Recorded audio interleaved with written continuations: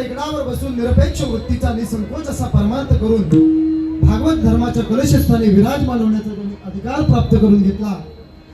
ते तुम्हा सर्वांचे लाडके संत, ज्यांच्या आचरणामध्ये सूर्याची तेजस्विता आहे, चंद्राची शीतलता आहे, अग्नीची दिव्यता आहे, वेदांची सुचिर दक्षता असणारे संत श्रेष्ठ जगद्गुरु तुकोबाराय यांचा सगळ्यांच्या पाठातील एकादशी व्रताचं महात्म्य सांगून पंढरपूरच्या वारीचं विशेष महत्व सांगणारा आजचा अभंग. तुकोबाराय म्हणतात, मी काशी पाहिली, गया पाहिली, प्रयाग पाहिली, अयोध्या पाहिली, मथुरा पाहिली, पण माझ्या जीवनामध्ये पांडुरंग परमात्मा सोडून मी दुसऱ्या कुठल्या देवाला मानलं. अनेकांची स्तुती आम्हा ब्रह्मात्या एका वाचून त्या पांडुरंग परमात्मा आणि त्या पांडुरंग परमात्म्याची वारी. मग ही वारी करत असताना मी माझ्या जीवनामध्ये पंढरपूरची वारी सोडून जीवनामध्ये कुठच्या वारीला विशेष महत्व दिलं. पंढरीची वारी आहे माझे घरी आणि नकरी तीर्थव्रत. पुढे तुकोबाराय म्हणतात, सर्व व्रतांमध्ये श्रेष्ठ असणारं व्रत म्हणजे बाबा एकादशी व्रत आहे. आणि असं हे एकादशी व्रत मी माझ्या जीवनामध्ये साध्य करेन. पण ते कसं? व्रत एकादशी करून उपवासी का भरपूर खाऊन गाईन अहर्निशी मुखी नाम. एकादशी व्रताचं महात्म्य माझ्या जीवनामध्ये मी एकादशी व्रत करेन, पण ते उपवासी राहून आणि मुखाने त्या पांडुरंग परमेश्वराचं नाम कीर्तन करून या एकादशी व्रताचं मी पालन करेन. आणि म्हणून जगामध्ये सर्वश्रेष्ठ असे, या जगामध्ये जर कोणाचं नाव असेल तर ते पांडुरंग परमेश्वराचे नाम आहे. आणि म्हणून नाम विठोबाचे घेईन मी वाचे बीज कल्पांतीचे तुका व्रत एकादशी करीन उपवासी गाईन अहर्निशी मुखी नाम. हा अभंगाचा सरळ आणि थोडक्यात भावार्थ मी आपल्या समोर मांडण्याचा प्रयत्न केलेला आहे.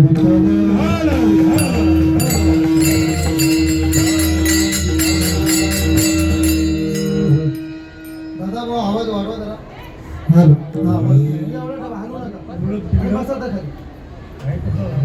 बसा. त्या महिलांना जरा शांत करा तिकडे.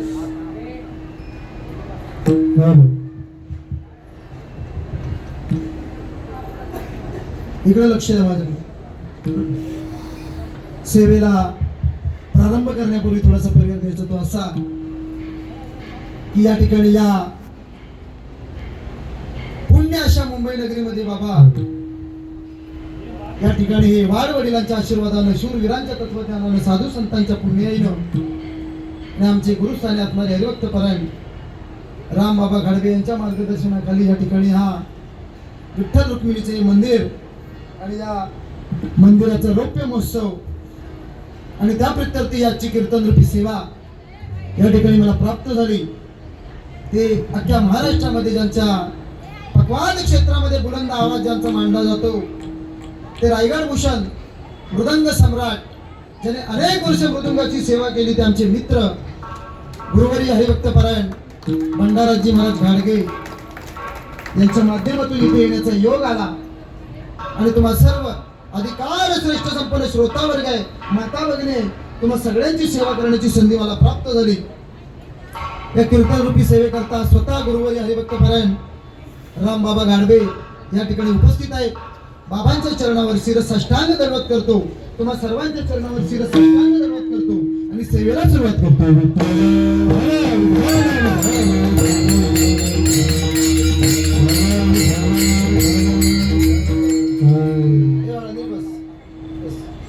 तिकडे माझ्याकडे पुढे बघा.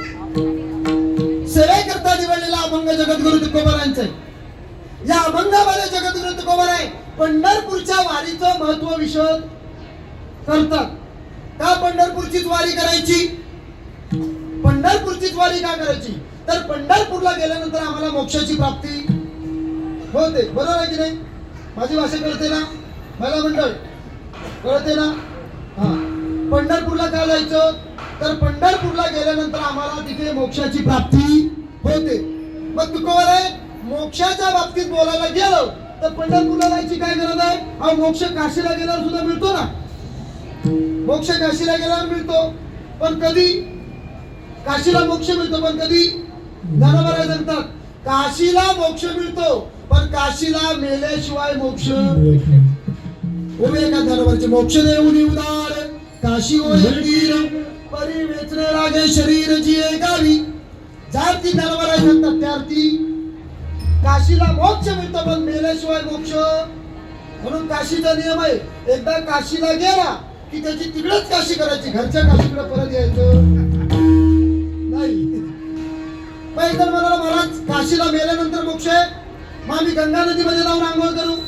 गंगेमध्ये आंघोळ केल्यानंतर मोक्षाची प्राप्ती आहे. ज्ञानोबा म्हणतात गंगा नदीमध्ये मोक्ष मिळतो पण गंगा नदी खोल असल्यामुळं तिथंही बुडून मरायचा धोका.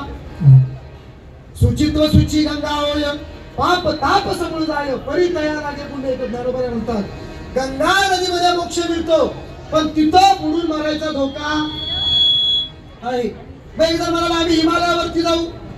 हिमालयावरती गेल्यानंतर मोक्ष मिळतो. ज्ञानोबा म्हणतात हिमालयावर मोक्ष मिळतो पण हिमालयावर बर्फ जास्त असल्यामुळं तिथंही गारठून मरायचा धोका.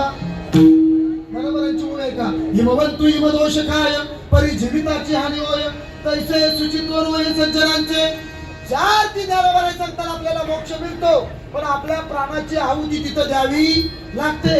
याच्या बदल्यात जगद्गुरु तुकोबाराय म्हणतात मी काशी पाहिली गया पाहिली प्रयाग पाहिलं अयोध्या पाहिली मथुरा पाहिली पण पंढरपूर सारखा पांडुरंग परमात्मा जगाच्या पाठीवर कुठे पाहिला नाही आणि याच्या अगोदर माझ्या दिसण्यामध्ये असं कुठं आलेलं नाही.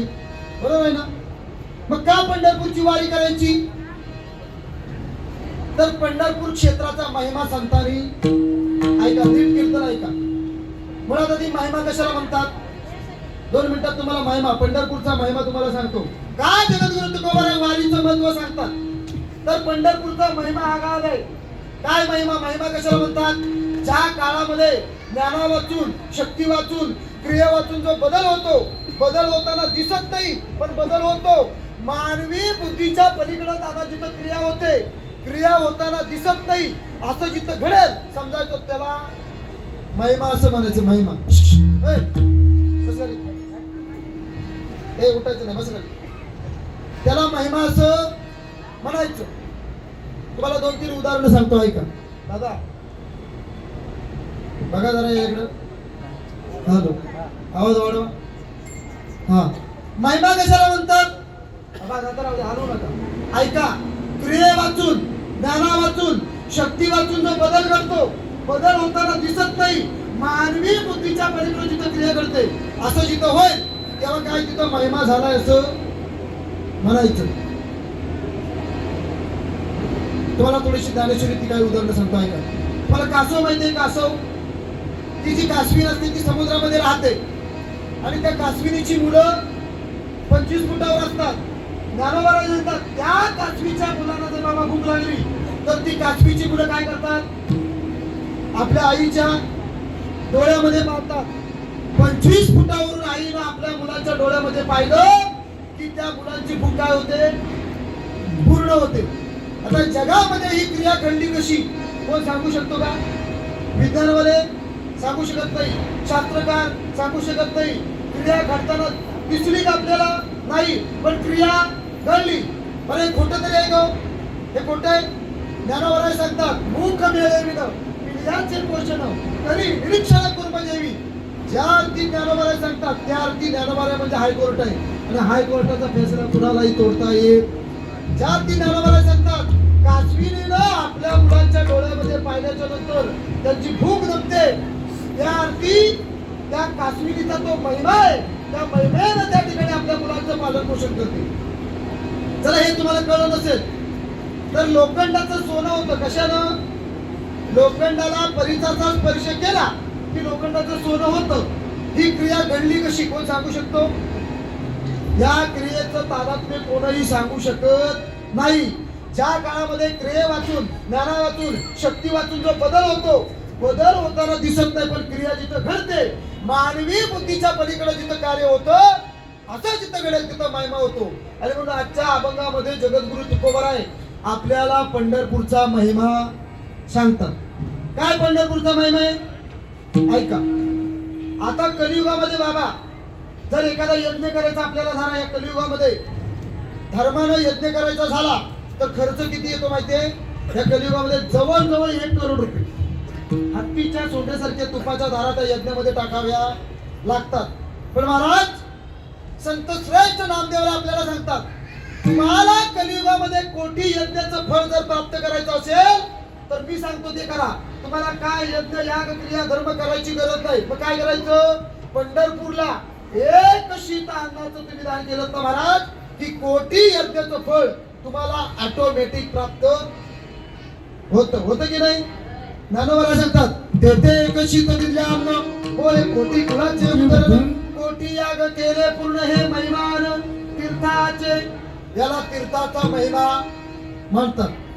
पण तुम्ही सगळे पंढरपूरला गेले ना, महिला मंडळ, हा मला सांगा, देव पंढरपूरला यायच्या अगोदर, हा नीट ऐका, देव पंढरपूरला यायच्या अगोदर पंढरपूर कसं होतं?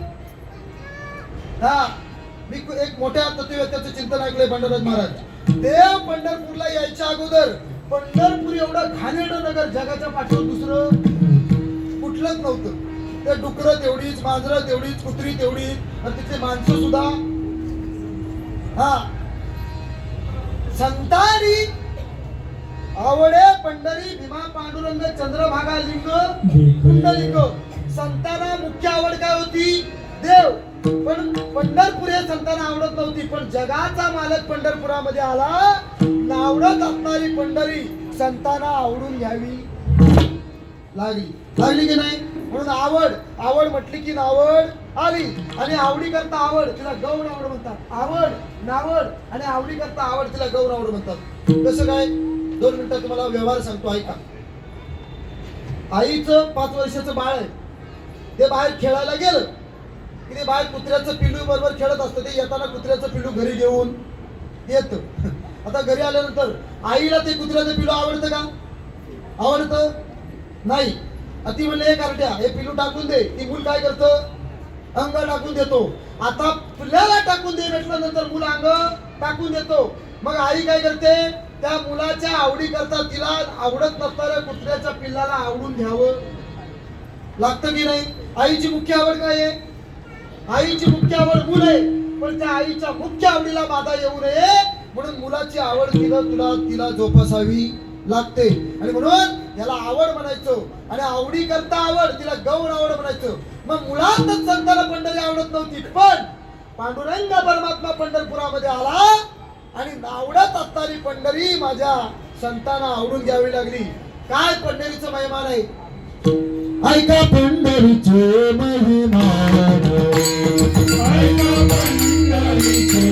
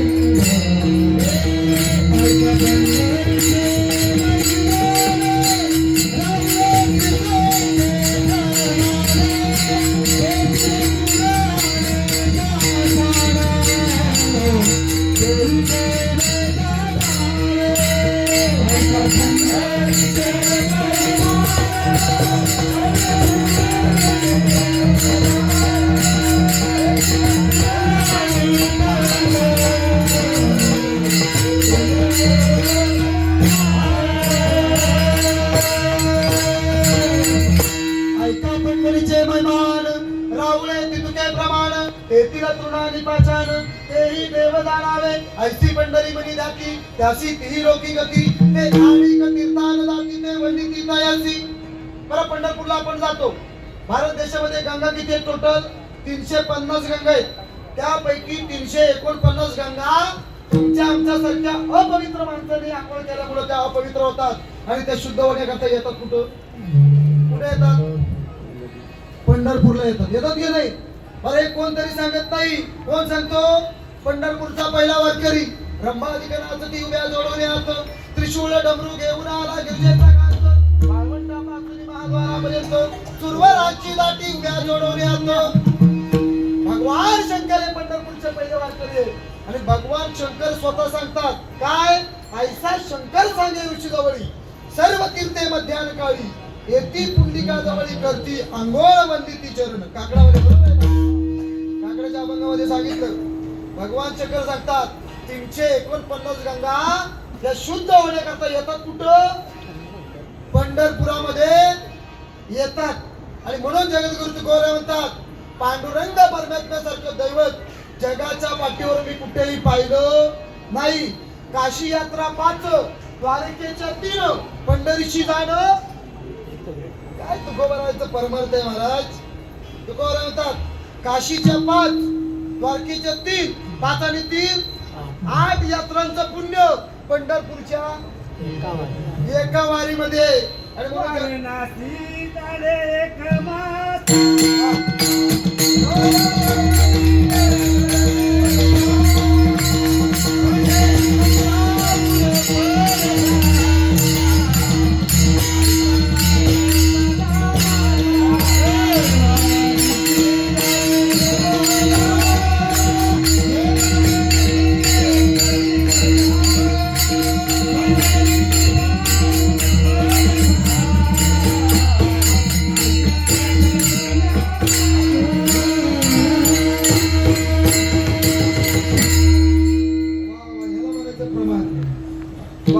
वाराणसी झाली जे मासा गोदावरी एक दिवसा पंढरी पाऊल पर्यायचा ऐसा ठसा नामाचा. हा म्हणून जगद्गुरु तुकोबराय आजच्या अभंगामध्ये आपल्याला सांगतात की बापू हो जीवनामध्ये तुम्हाला वारी करायची असेल तर ती फक्त पंढरपूरचीच वारी करा. काय करतो पांडुरंग परमात्मा जीवनामध्ये तुकोबराय तुम्ही आपल्या पंढरपूरच्या पांडुरंग परमेश्वराचं महत्व आजच्या जीवनामध्ये आम्हाला सांगता. पण तुमचा देव देतो काय त्याचं कारण आहे काय पंढरपूरचा पांडुरंग परमात्मा पंढरपुरामध्ये आला कुणा करता आला कुणा करता शबास पुंडलिका करता पुंडलिकाचा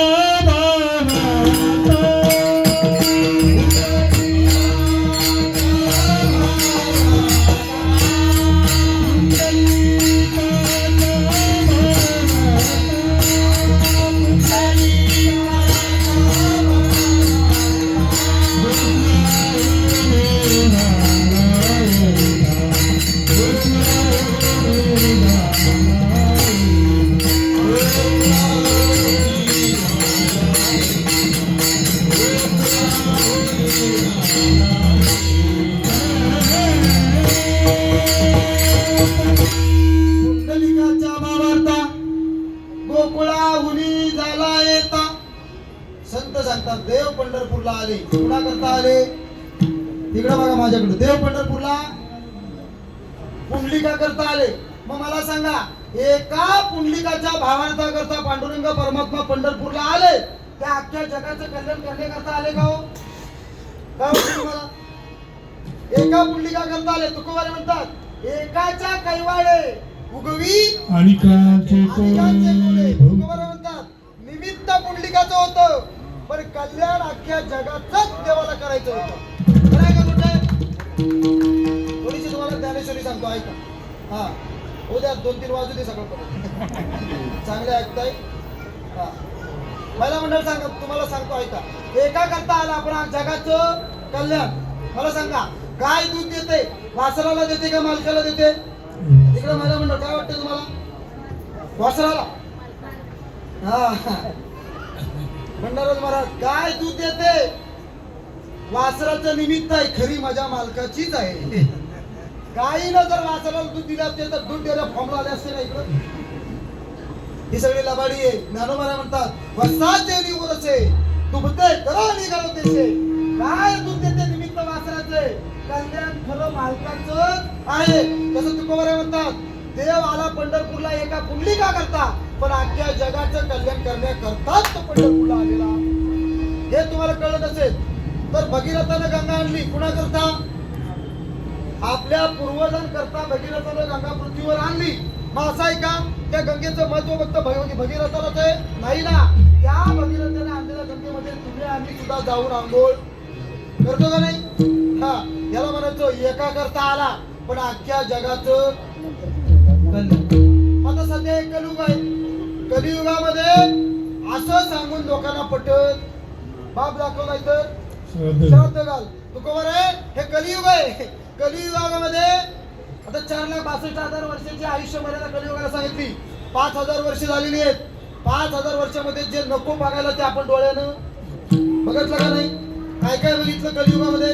काय सांगू दादा कलियुगाची तोरी. पुत्र तो होईल पित्याचा वैरी, व्रताला सोडून दारोदार फिरतील नारी. ऐसा शकून दादा तुम्ही ऐका निर्धारी, या कलियुगा माझे एक अद्भुत होईल. बहीण भावाचं दादा लग्न ते लागेल. 5 वर्षाची कन्या व्रतार मागेल. 6 वर्षाची कन्या दादा गर्भीण राहील. निर्गुण निराकार माहूर माझं गाव, शकून सांगावं आलो यमाई माझं नाव. कलियुगामध्ये बाबा बहीण भावाचं लग्न झालं. काही स्त्री आपल्या नवऱ्याला सोडून गेल्या. काही मुलाने आपल्या आई बापाला डोळ्याच्या देखत लातेनं मारलं. 2 गोष्टी फक्त शिल्लक व्हायच्या. कुठल्या? 5 वर्षाची पोरगी नवरा मागेल आणि 6 वर्षाची पोरगी गर्भीण राहील. तेव्हा या कलियुगाचं वाटोळ होणार आणि सत्ययुगाला प्रारंभ होणार. म्हणून जे करायला पाहिजे ते आता करा. जवळ हे सकळ सिद्ध आहे. हात चालावा या पाय तव तू आपले सोयीत पाय तीर्थयात्रा जाय चुकू नको. तुम्ही म्हणाल मी भजन उद्या करीन, अजिबात नाही. रात्री क्षणभंगुर काही बनवाचा भारे सावध तोडा माया आशा. काही नजरे बघ गळा पडेल माझ्या पुढे सांगा. म्हणून राम राम स्मरा आधी काय करायचं जीवनामध्ये. पण तुकोबार आहे म्हणतात मी बोंबलून बोंबलून सांगतो जगाला ते कळत वाजत असे बोंब कोणी नाही कधी कानी. हरी हरी न म्हणती तया तुकोबार आपल्याला ओरडून ओरडून सांगतात पण आपण त्याच्याकडे दुर्लक्ष करतो. म्हणून जगद्गुरु तुकोबाराच्या अभंगात मी तुम्हाला सांगतो काय करा. माझ्या मागे या परमार्थिक क्षेत्रामध्ये तुम्हाला जर अनुभव पाहिजे असेल तर माझ्या मागे या. आता तुकोबारांचा अनुभव म्हणजे साधा आहे. तुकोबारांचं लग्न झालं कुठल्या बायको सोबत? कुठल्या? घरातली संसारिक बायको बाजूला ठेवा. तिथं परमार्थिक तुकोबारांचं लग्न. तू का म्हणे मुक्ती परनिली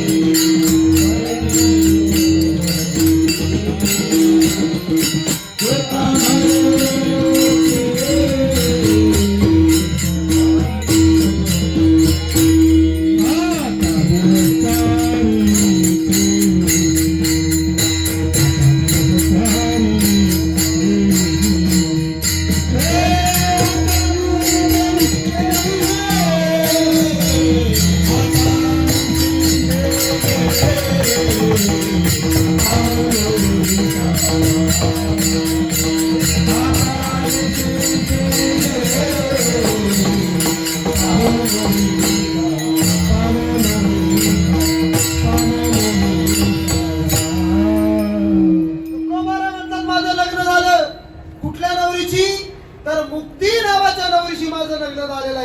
आता ज्ञानोबा याच गोष्टीला ज्ञानेश्वरीमध्ये दुधारा देतात. ज्ञानोबा म्हणतात ही मुक्त अवस्था आहे.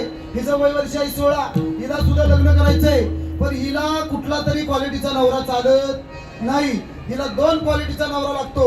एक वैराग्यवान आणि दुसरा निरपेक्ष. ज्ञानोबांची ओळ का कुणू कुसुमाची माळा हाती घेऊन मुक्ती बाळा. वैराग्य निरपेक्षतेचा गळा घोषित असेल. ज्ञानोबा म्हणतात या मुक्त अवस्थेला लग्न करायचंय पण वैराग्यवान आणि ज्ञानी नवरा असेल त्याच्याच गळ्यामध्ये मुक्ती माळ घालते. अदरवाईज मुक्ती कुणालाही वरण करत नाही.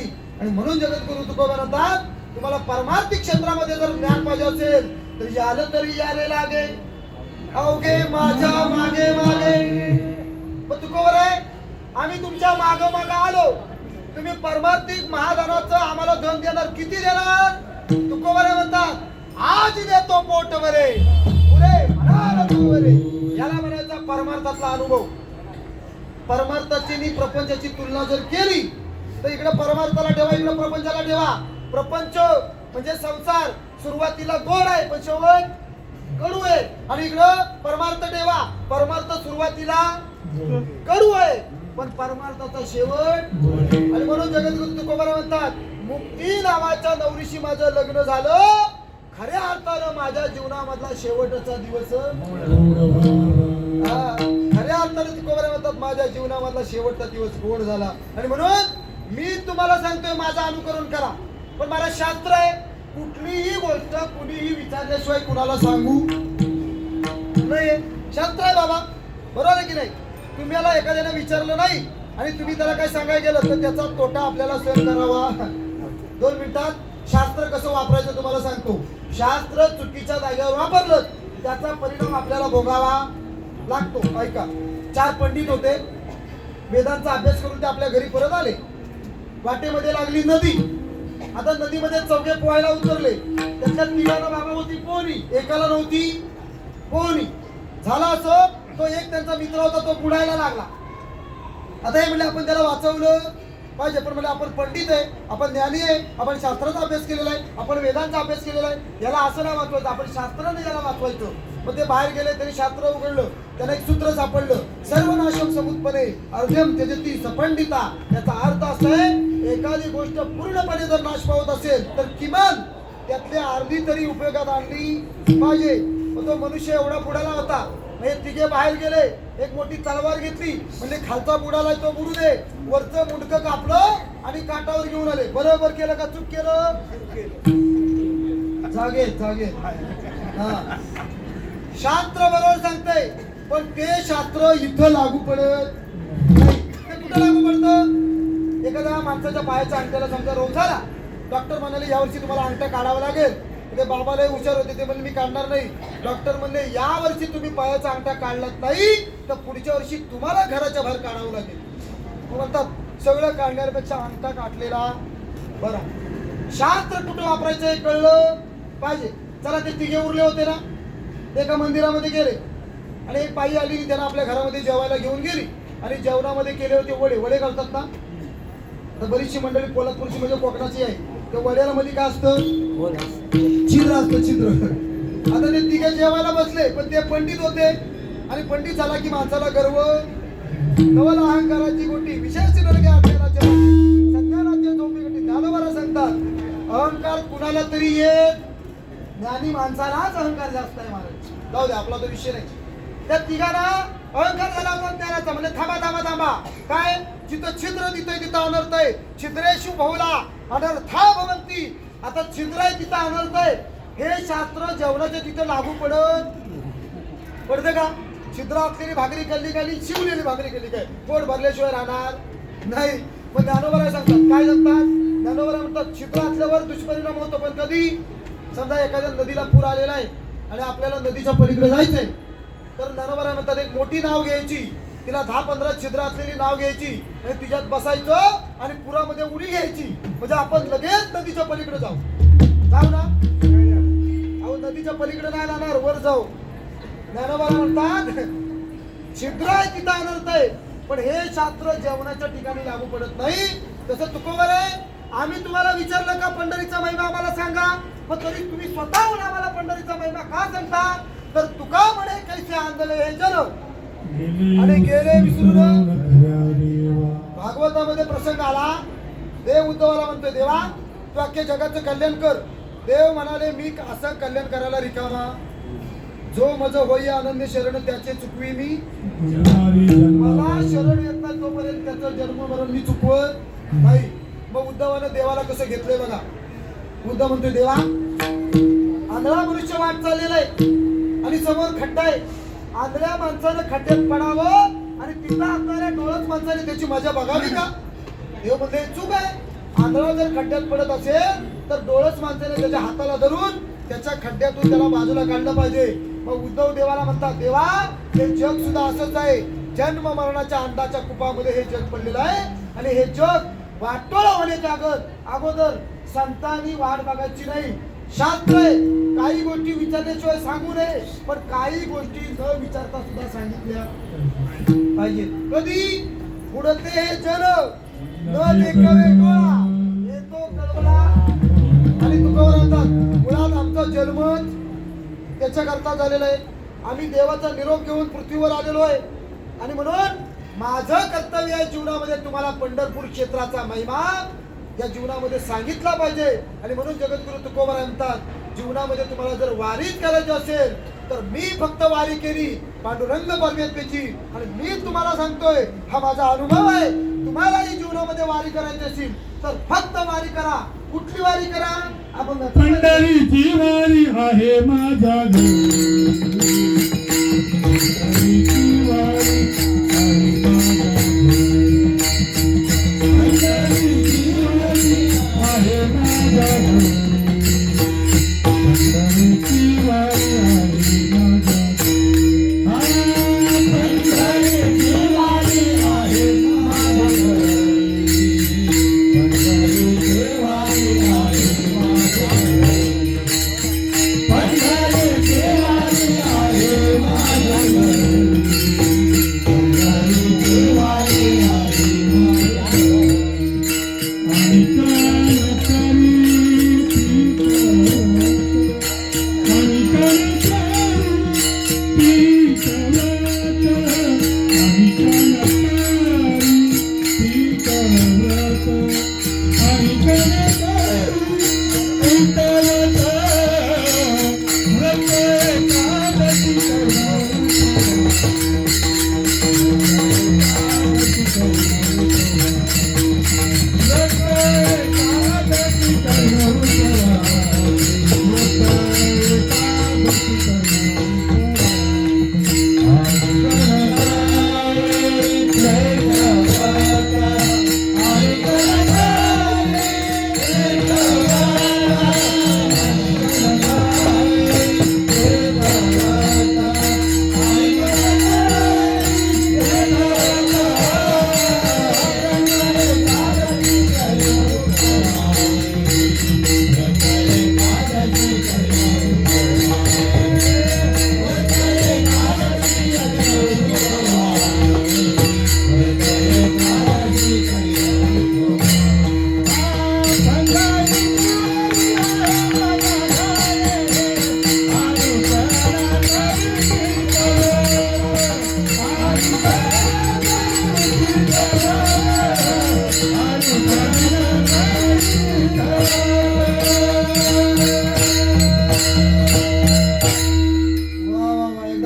आणि गायक मंडळी करता अतिशय सुंदर गायक मंडळी. आमच्या भंडारा महाराजांचं नियोजन म्हणजे बोलायला तिथं अक्षर शिल्लक नाही. म्हणून पंढरीची वारी आहे माझे घरी आणि नकली तीर्थव्रत. तुकोबाराय नेमकं कुठल्या व्रताचं पालन आम्ही आमच्या जीवनामध्ये करायचं? तुकोबाराय म्हणतात व्रत एकादशी करी नवपळाची काही न अहर्निची मुखी नाम. आता सर्व तीर्थांमध्ये पंढरपूरच्या वारीचं महत्व आणि एकादशीच्या व्रताचा महिमा हा श्रेष्ठ आहे. तो खरा वैष्णव आहे ना, खरा वैष्णव. वर्षामध्ये एकूण एकादशी किती येतात? महिन्याला 2, वर्षाला 24 एकादशी आणि 5 पर्व काळ. जो खरा वैष्णव आहे त्यानं जीवनामध्ये हे 5 पर्व काळ 24 एकादशी केल्याचं. काय एकादशी करायची? भागवतामध्ये ओवी आली ना, शांतीब्रह्म एकनाथ महाराज लिहून ठेवतात. हे उद्धवाला म्हणतात उद्धवा ज्यानं भाव युक्त अंतकरणात माझी एकादशी केली त्याच्या घरी मी न सांगता काम करायला जातो. जो एकादशीचा व्रतधारी मी नित्यनांदे त्याच्या घरी. सर्व पर्व काळाच्या श्री एकादशी बाय माझी. शांतीब्रह्म एकनाथ महाराजांनी भागवतामध्ये वर्णन करून दिले. जो एकादशीचा व्रती माझा तो व्रत तप तीर्थाचा राजा तो माझा आवडे गरुड ध्वजा. हा परिग्रह उपाय माझा एका भागवतामध्ये नाथबाबा म्हणतात ज्यानं एकादशीचं व्रत केलं त्याच्या घरी देवाला वेगळं आमंत्रण द्यायची गरज लागत नाही. देव ऑटोमॅटिक न सांगता भक्ताच्या घरी येतो. पण ही एकादशी करायची ती कशी? टोपलीवर खिचडी खाऊन का साबुदाण्याचे वडे खाऊन? व्रत एकादशी करीन हे अक्षर महत्वाचं आहे. नाहीतर काय काय लोक एरवी कमी खातात पण एकादशीला असा त्यांना खायला घसरतो की एरवी कमी खातात पण एकादशीला डबल खातात. अशी एकादशी देवाला मान्य नाही. पण नेमकी एकादशी करायची कशी? आता शास्त्रामध्ये एकादशी महात्मा आलं. ऐका, एकादशीचं व्रत तुम्ही जाणून बुजून केलं तुम्हाला वैकुंठाची प्राप्ती याच्यात नवल नाही. चुकून जरी एकादशीचं व्रत जर आपल्या हातून घडलं तरी सुद्धा आपल्याला मोक्षाची प्राप्ती नाही. तुम्हाला एकादशी महात्म्य थोडस सांगतो, ऐका. चांगलं कीर्तन ऐकते तुम्ही, ऐका. रुक्मागंध नावाचा राजा होता. ऐका, त्याचा नियम होता रोज सकाळी आपल्या बागेतली 1000 फुलं विष्णूला घातल्याशिवाय त्याचा नियम कधी चुकत नव्हता. ही बातमी कळाली इंद्राला. इंद्राची सेवा घ्यायचे आणि रुक्मागंध राजाच्या नगरीतली फुलं चोरून वर विष्णू लोकांना घेऊन जायचे. इकडे रुक्मागंध राजाला फुलं पूजेला कमी पडायला लागली. ऐका, जाणून बुजून व्रत केलं तर फायदा आहे, चुकून व्रत झालं तरी सुद्धा वैकुंठाची प्राप्ती आहे. 2 मिनिटात सांगतो, ऐका. मग रुक्मागंध राजाने सेवकाला विचारलं, म्हणजे आपल्याला फुलं कमी कशी काय पडतात? मग ते सेवकाने सांगितलं, वरून एक विमान येतं, ते विमानात 4 लोक येतात आणि आपली फुलं चोरून घेऊन जातात. मग राजाने सांगितलं ते विमान खाली पाडा. मग त्या रुक्मागंध राजाच्या सेवकांनी काय केलं? तुम्हाला वांग माहिती आहे ना? वांग, ते वांग काढून झाल्यानंतर रामबाबा त्याच्या पाठची जे देठ उरतात ना, त्या देठाचा धूर केला, धूर. आणि त्या धुराचा स्पर्श त्या इंद्राच्या विमानाला झाला. दुसऱ्या सेकंदाला इंद्राचं विमान खाली कोसळलं. कशामुळं? वांग्याच्या झाडामुळे. आणि म्हणून तेव्हापासून एकादशीला वांग चालत नाही. आता ऐका, इकडं रुक्मागंध राजाच्या सेवकाने त्या इंद्राच्या सेवकाला दरबारात नेलं. पण रुक्मागंध राजाला कळालं आपली फुलं विष्णूच्या पूजे करता जातात. मग त्यांनी त्या इंद्राच्या सेवकाला सोडून दिलं. पण आता प्रकार असा झाला, या कलियुगाचा स्पर्श त्या विमानाला झाल्यामुळं विमान उडायचं बंद. आता परत पंचायत आली, आता काय करायचं? मग इंद्राच्या सेवकाने सांगितलं, राजा तुझ्या राज्यामध्ये जर कोणी एकादशीचं व्रत केलेलं असेल आणि त्यानं या विमानाला जर हात लावला तर विमान उडाल्याशिवाय राहणार. पण त्या वेळेला एकादशी व्रताचं महात्म्य कुणाला ठाऊक नव्हतं. आता काय करायचं? मग इंद्राच्या सेवकाने सांगितलं, म्हणजे जा गावात फिरा. एखाद्या बाईचं समजा भांडण नवऱ्याबरोबर झालं असलं आणि एखादी बाई जर 3 दिवस जर उपाशी असेल, एकादशीचं खरं व्रत किती दिवसाचं आहे? 3 दिवसाचं आहे. दशमी पासून खरं एकादशीचं व्रत चालू होतं. आणि दशमी एक व्रत करा दिंडी दर्शन.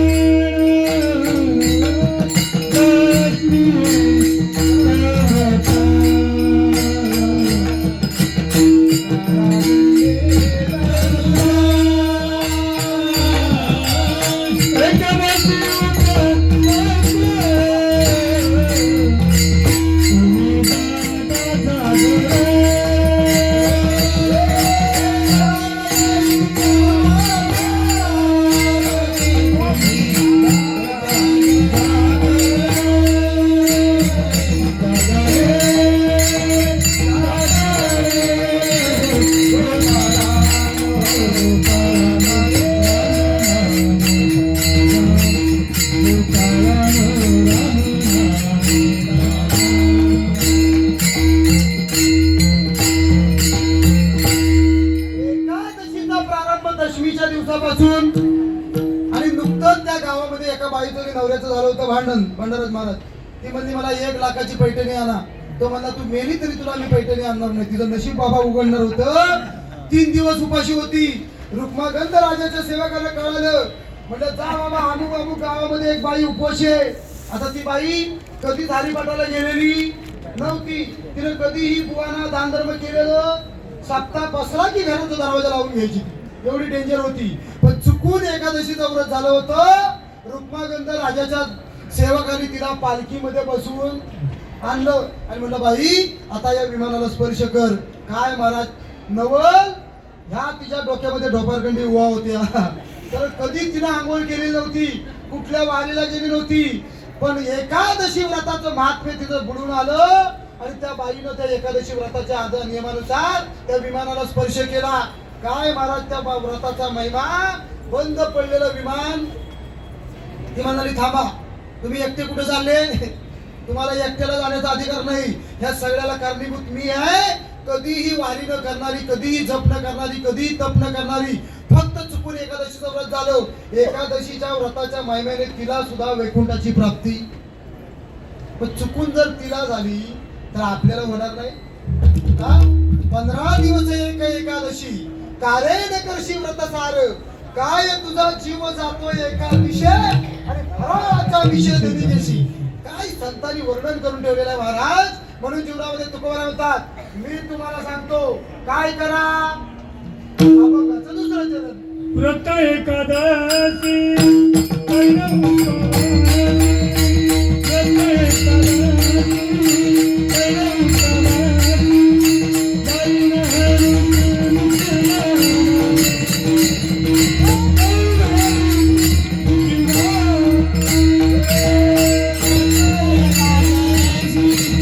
पहिला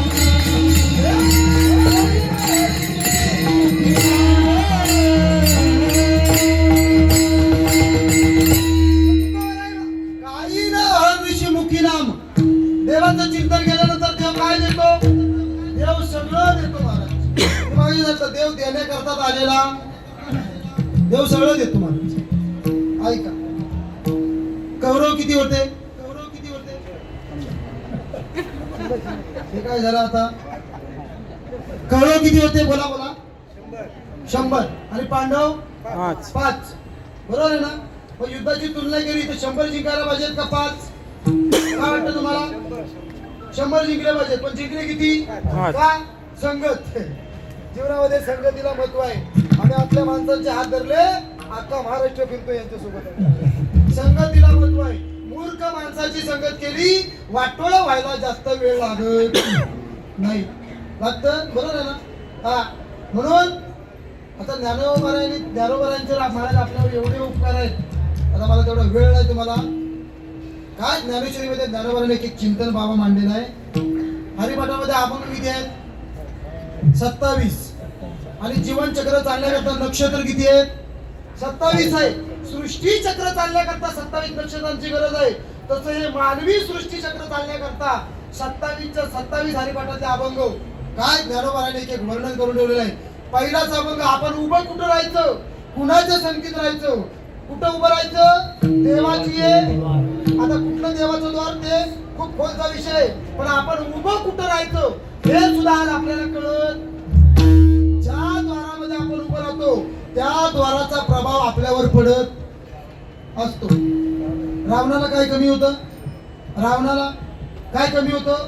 80,000 बायका, 1 लाख नातू, 1.25 लाख पंतू, विश्व वैभव ज्याच्या ताब्यात होतं, अख्खी लंका त्याची सोन्याची होती.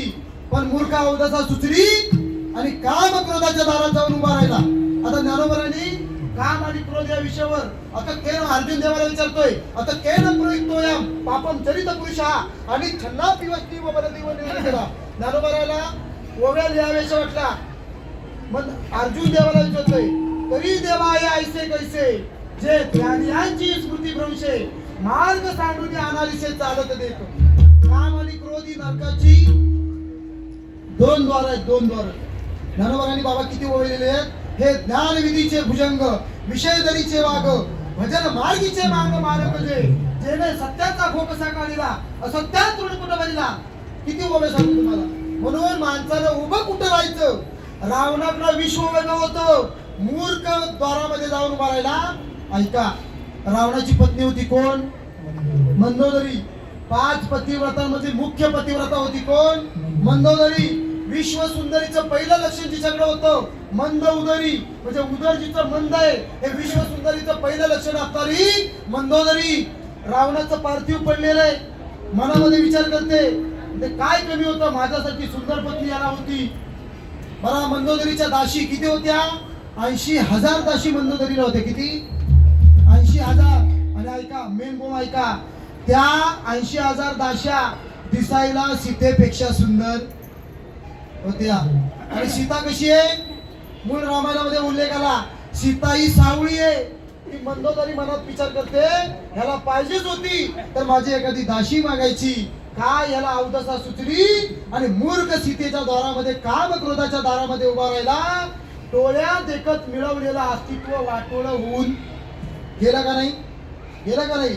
म्हणून जीवनामध्ये काही न अहर्निशी मुखी राम, संतांनी सांगितलेल्या मार्गाचा अवलंब हीच मानवी जीवनाची यशस्वी कृती. खरं आहे का कुठे?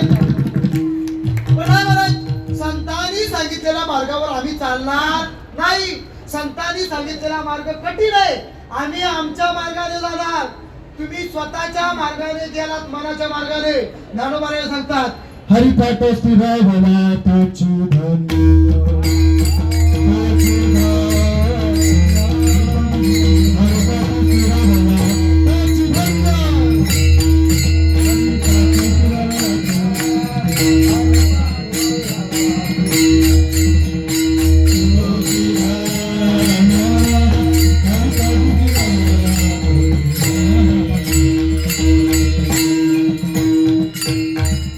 मनोमार्गे गेला तो तेथेची मोकळा, हरिपाठ स्थिरावला तोची धन्य.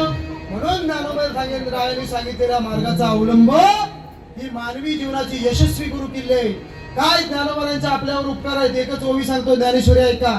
ज्ञानोबा म्हणतात की ज्ञानेश्वरी मी तुमच्या आमच्या करता निर्माण करून ठेवली. या ज्ञानेश्वरीला ज्ञानोबा आहे ब्रह्मविद्येचं ताट म्हणतात. हे असो अक्षरांची ताटे भरी वरी कैवल्य रसी उगरिली. ज्ञानोबा म्हणतात ज्ञानेश्वरी म्हणजे ब्रह्मज्ञानाने भरलेलं ताट आहे. आणि ब्रह्मज्ञानाने भरलेलं ताट आपण जेवण शुद्ध करण्याकरता वरती धार होतो ना, कसली तुपाची. ज्ञानोबा म्हणतात या ब्रह्मज्ञानाच्या ताटावर मी कैवल्य रसाची धार ओतलेली आहे. ओवी ऐका ज्ञानोबांची. हे असो अक्षरांची ताटे भरी वरी कैवल्य रसे उगरिली. हे मी या प्रतिबद्धी केली निष्कामेसी. तुम्हा निष्काम लोकांकरता, जडजीव जीवांकरता ज्ञानेश्वरीचं पंचपक्वानाचं ताट मी निर्माण करून ठेवलं. पण आपण एवढे बावळट आहे, आपण ते वाचायला आपल्याला वेळ नाही. आणि म्हणून जीवनामध्ये आपण अधोगतीला कारणीभूत ठरतो. पण तुकोबारा आहे कलियुगामध्ये देव प्राप्ती करता नेमकं काय केलं पाहिजे? तुकोबारा म्हणतात काही करायची गरज नाही. ठाईचं वैश्वरी आवडी आनंद भगवती सायाचं काय कलियुगामध्ये सोपी भक्ती. आम्ही वैकुंठाच्या शोधाला लागलो. काय आहे वैकुंठ? वैकुंठ कुठे आहे? कुणी बघितलंय? ज्ञानोबा सोपा वैकुंठ सांगतात. ज्ञानदेव पाठ हरी हा वैकुंठ भरला गगला टाळी. आता ऐका, दुसऱ्याला आपल्याला मिळालेलं जीवन कुणालाही त्रास न देता, दुसऱ्याच्या दुःखात दुःख, दुसऱ्याच्या सुखात सुख, हीच विष्णूची महापूजा. तुकोबारा म्हणतात याच्यापेक्षा मला वेगळा अनुभव आलेला काही. भक्ती सोपी आहे, भक्ती अतिशय सोपी आहे. फक्त ती आपल्याला कशी करायची हे अजून कळलेलं नाही. आणि म्हणून कलियुगामध्ये भक्तीचं सोपं मार्ग जर असेल काय तर तुका म्हणे येथे भजन प्रमाण आणि काय थोरपण. तुकोबारा म्हणतात बाकीच्या सगळ्या थोरपणानं तुम्ही काय करा, आग लावून टाका. मग काय करायचं? कलियुगामध्ये सगळ्यात सोपी भक्ती, हातानं टाळी आणि मुखानं पांडुरंगाचं चिंतन. म्हणून सगळ्यांनी एकदा हान सोडा बघू. आता सोडा. भावकीतला असेल, चोऱ्यातला असेल, धार्यात असेल, या जन्मामध्ये हात असून जर टाळी वाजवली नाही, तोंड असून जर देवाचं भजन केलं नाही तर काय होतं? मुका झालो वाचा गेली, मुका झालो वाचा गेली. काय सांगतात संत? म्हणून जीवनामध्ये जे करायला पाहिजे ते आता करा. सुंदर असा नरदेह देवाने आपल्याला दिला. 4 गोष्टी शास्त्रानं सांगितल्या. मिळाला पण कळाला नाही, कळाला पण मिळाला नाही, कळाला पण नाही, मिळाला पण नाही, कळाला पण आणि मिळाला पण. काय कळालं? नरदेहाचं महत्व. नरदेहाचं महत्व आपल्याला कळालं. नरदेह आपल्याला मिळाला पण त्याचं महत्व आपल्याला कळालं. बरं, नरदेह मिळालं तो चांगला आहे. शरीर रोगाचे भांडार, शरीर दुःखाचे कोटार, शरीर दुर्गंधीचे थार नाही, अपवित्र शरीर आहे. पण त्याच अभंगामध्ये तुकोबारा म्हणतात शरीर उत्तम चांगले, शरीर सुखाचे गोचरे, शरीर होय साध्य केले, शरीरा साधिले परब्रह्म. शरीर मिळालं पण त्याची किंमत कळाली नाही. एक दात पडला विनी कधी बाबा बसवायला किती खर्च येतो? 20-25 हजार रुपये खर्च येतो. 32च्या 32 देवाने आम्हाला फुकट दिले आम्ही विमल खाऊ खाऊ त्याची वाट लावतो. लावली का नाही? मिळाला पण कळाला नाही. नंबर 2, शरीराची किंमत कळाली पण मिळाला नाही. कोण? स्वर्गीचे अमर इच्छिताची देवा. कळाला पण मिळाला नाही. नंबर 3, मिळाला पण नाही कळाला पण नाही, पशु पक्षी. आणि नंबर 4, मिळाला पण आणि कळाला पण, त्याच्यामध्ये संत येतात. कारण मुळात संत आले जगाच्या कल्याणा संतांच्या जगाच्या कल्याण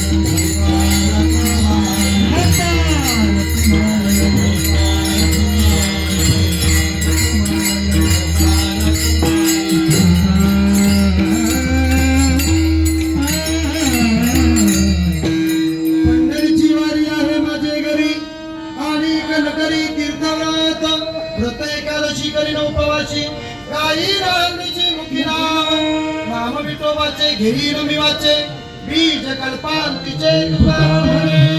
एकादशी करीन उपवाची गायीन